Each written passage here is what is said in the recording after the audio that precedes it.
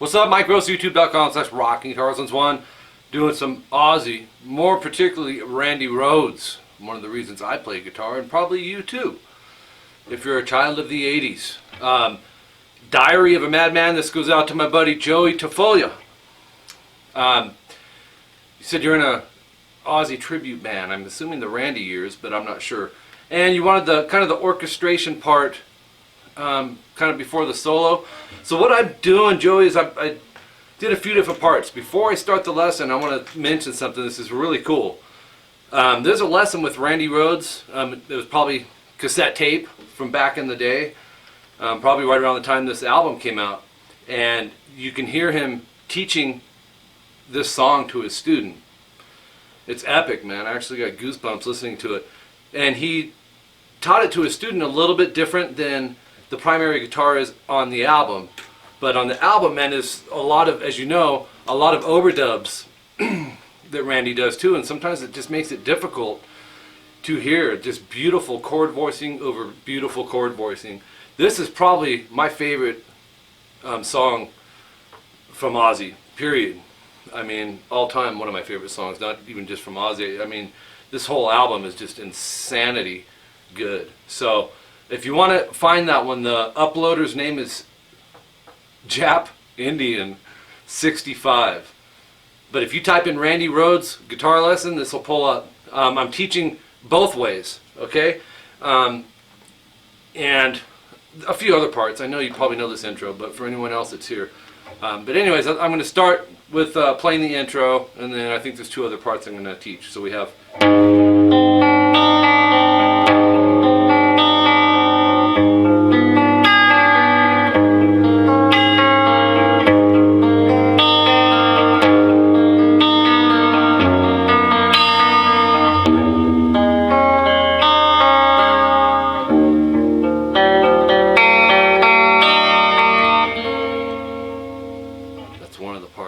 Let's break that down first, because you guys are ready to learn this. I just know it. Randy, oh my gosh. Randy Rhoads and Eddie Van Halen are my two reasons I play. Of course there's more. By the way, for my subscribers, Joey Tafolla, look him up. Amazing guitar player. Joe, you're awesome, dude. I mean, you're... what can I say? You are amazing. So, these chords. 7, 6, 4. That's D, G, B. There's actually, I meant to write it down. This was an exercise Randy used to play from a classical composer, Lou Brower or something, or Lee Brower, and it's called Etude number 6. If you guys didn't know that, look him up, and you'll hear these are the same exact chords that Randy used. I don't know how he got away with it. He picked it different, but anyways, I kid you not. Okay, string numbers. 5, 4, 3, 2, 1, 2, 3, 4 is how it starts. I would pick 4 down, 4 up. Okay, keep everything there. I want to teach you this the quickest, most efficient way. Remove your pinky and go middle finger 5D. Everything else stays in place, and do the exact same picking. 5, 4, 3, 2, 1, 2, 3, 4. So we have... By the way, I didn't mention this is tuned flat. Sorry about that. I usually say that right at the beginning. It's a half step down in the album. Now, the lesson that Randy is teaching a student, he's tuned standard. So keep that in mind if you're going between the two. Then we have 4, 5, 4, 5. That's D, G, B, E. There's a couple ways to do it. We can bar this or do it this way. I would go this way. First, third, second, fourth. Same picking. Take everything except your pinky, move it back a half step. Alright, so you have...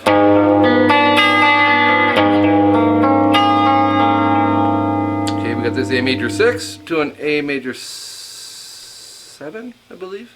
Or 9. Anyways, this one you can experiment with fingering. This might be the more efficient way, so I'm going to show it to you this way, although I flipped it when I was playing it. 2D, 4G, middle pinky, and 2B with your first finger. Same picking. Major happy. Let's go to minor sad. This song is sad and beautiful, and what a masterpiece.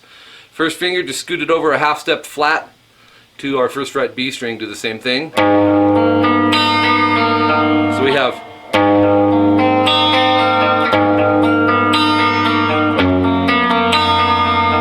then we're going to throw a G bass on this, and the pick pattern changes. Keep everything down, up the minor 9. Take your third finger, go to a G. That's third fret on the low E string. Go 6, 3, 2, 3, 1, 2, 3, 4. Okay, then we go. Well, let me try it up to there.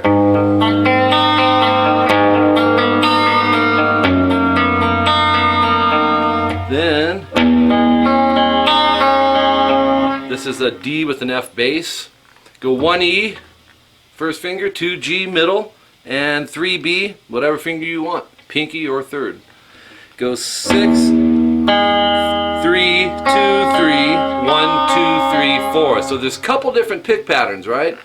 This is the secondary one, which he uses a couple times. And then the last one.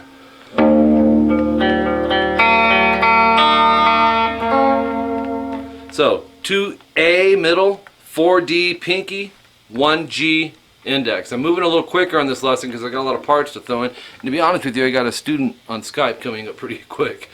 I'm watching the clock. 6, 5, 4, 3, 4, 3, 2, 3, 2, 1, 2. So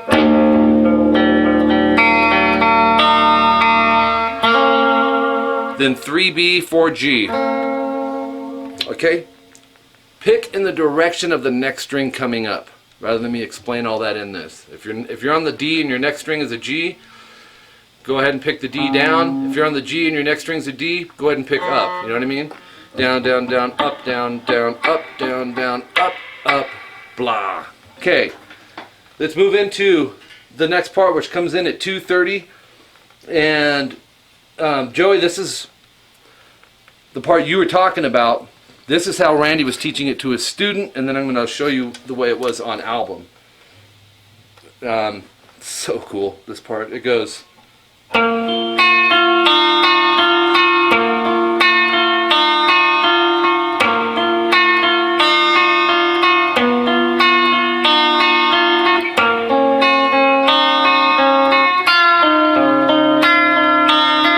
Then changes it.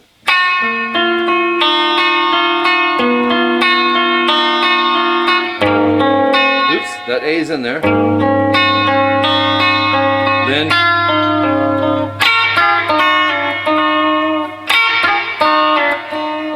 anyways, let's break that down and then I'll show you the studio version. So you're going to go 9, 11, 8. That's D, G, B, middle, pinky, index.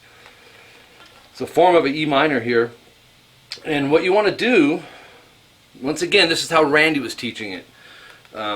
So I just wanted to, it was so epic to find Randy teaching something, I just couldn't help myself.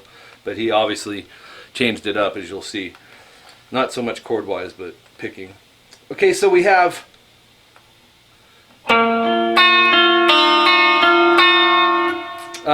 4, 3, 2, 3. That's our string numbers. D, G, B, G, down, down, up, down. And then 1, 2, 3, 2. Keep the thumb low, so it keeps the fingers cleared off, because we need the open high E. And that's something that, if you haven't come across, you guys, it's very important. Especially for classical guitar, you're catching these big chord stretches, and the thumb is restricting, right? If it's up here, it's free. If you can lower it, it gives you more room to adjust those fingertips around. Okay, so we have that. Then do the same thing, but go to third finger 11 D, but play everything else the same. I don't know why I'm going so fast.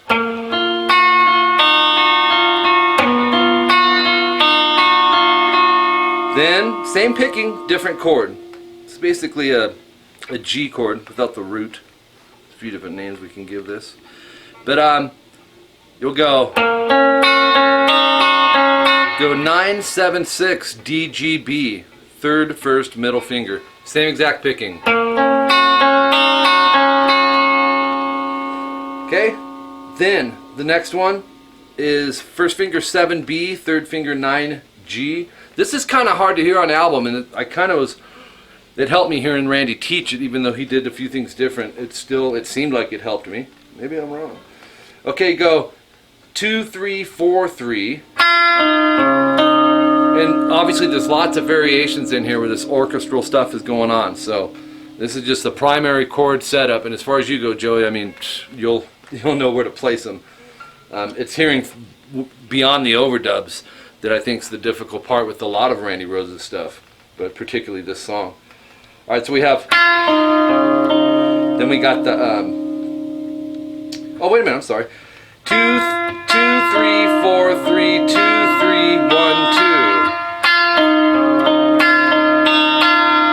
2. Okay, then the altered part. It's basically like starting over but picking different strings. So we got the 9, 11, and the 8, right? D, G, B. But this time go 2, 4, 3, 2, 1, 2, 3, 2, which is this. Right? Then go to that 10th fret with the third finger on the D string and go back to your old way of picking it, like we did last time. Okay, and then back to this, the 9, 7, 6 D, G, B, but this time throw an open A on the bass with it. Okay, so you're hitting the A and D together. The little things, man, with Randy are just genius. Okay, then the 7B, 9G. This time go 2, 3, 4, 3. 7, 8, EB. Hit both of them. These are double stops. They are pieces of chords. 5, 7, EB. 3, 5, EB. And how Randy taught it to his student, he was having him hit this and slid it flat a half step to 4-2, and then he went back to 5-3 and hit it. Okay, now for the way Randy did that section in the studio was like this. Go back to your 9, 11, 8, because he'll do the. Oops.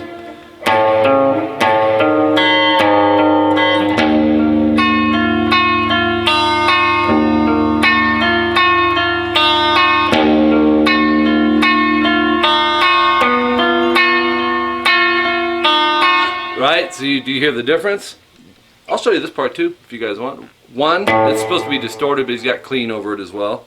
1A, 2D, open G. No, 1A, 2D, open G, yeah. And do the same thing, but go open on the A. So,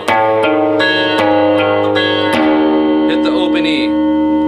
Now, Joey, this is the part that I believe that you actually had wanted. So, we still have our 9, 11, 8, just like before. But we're going to go open one time, hit the D string, then go B, G, B, G, and then go E, B. And another thing is Randy wasn't teaching the format with his student, he was just giving him the basic chord progression.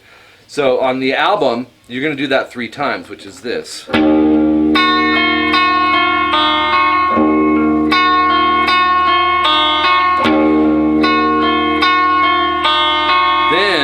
We go third finger, 10D, keep everything else down, and go back, or do the same picking basically without the open E string.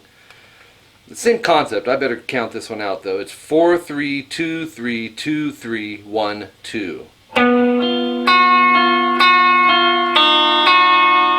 So we have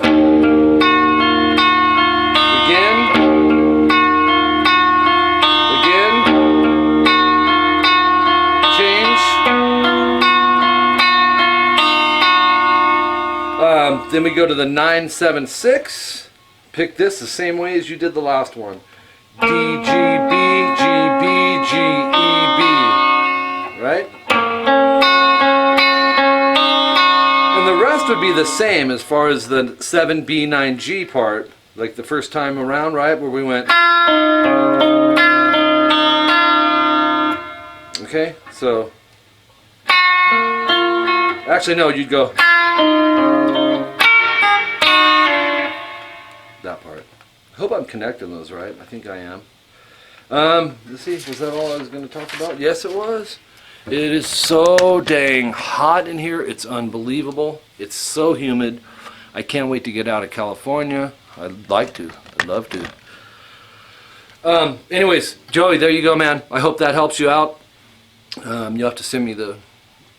I'll text you. Find out what the name of your Ozzy tribute. I'd love to hear you jamming some Randy. For the rest of you guys, have fun. This is, like I said, one of the reasons me and a lot of other people that grew up playing guitar in the 80s plays guitar to this day. The amazing Mr. Randy Rhoads, who I never get sick of. I still listen to songs like this. Every song off Diary of a Madman, my God, and Blizzard. Just goosebumps. You never get sick of it. That's how I feel about old Eddie Van Halen too. So, all right. If you guys are interested in some private lessons on Skype, I teach guitar and bass. My wife Jolene teaches vocals. My Skype name is Rockin' Guitar Lessons. Add me only if you're going to be taking lessons with me. My email, rockinguitarlessons@hotmail.com and mike@rockinguitarlessons.com. Email me. I'll give you the price breakdown. I do 30-minute and 60-minute lessons per week or bi-weekly. That's basically how it works. And I also do what's called CVT lessons, which is complete. They're custom video tablature. So I handwrite the tabs, timestamp, subgroup, everything.